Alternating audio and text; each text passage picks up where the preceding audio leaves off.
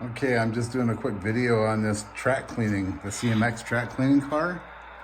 So I haven't cleaned this track in a long time across this bridge. And the last time I tried cleaning it by hand, it was a real pain in the butt. Getting in there and trying to clean it with a Q-tip and everything. And to be honest with you, I knocked my bridge loose right here in the middle doing it. So one of the reasons I got this car is to get way back in the back where that's going to be all under tunnel back there, and just stuff like this where it's hard to get to.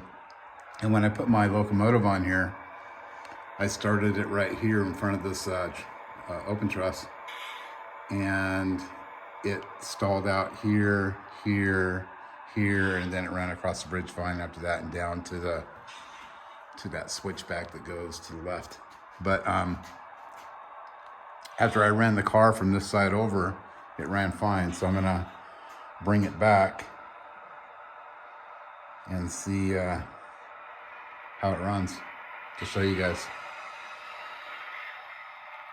And that was just one pass with alcohol. You can use acetone and some more abrasive stuff, but I went with the lightest thing, acetone, just to see if it would work, and it did. And you can see it's working really good. I'm running at 8 miles an hour. I'm gonna take it up to 10. And it's cruising.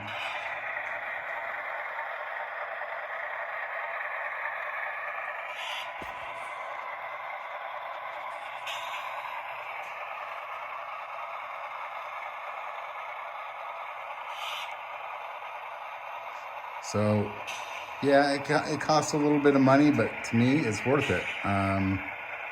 It's something I'm going to use a lot, you know, especially if you have a pretty large layout like I do. And it's actually fun. You get to run a train while you're doing it. So you can see it's running really good. I'm going to get across the bridge and then show you the bottom of that pad to see how gunky it is.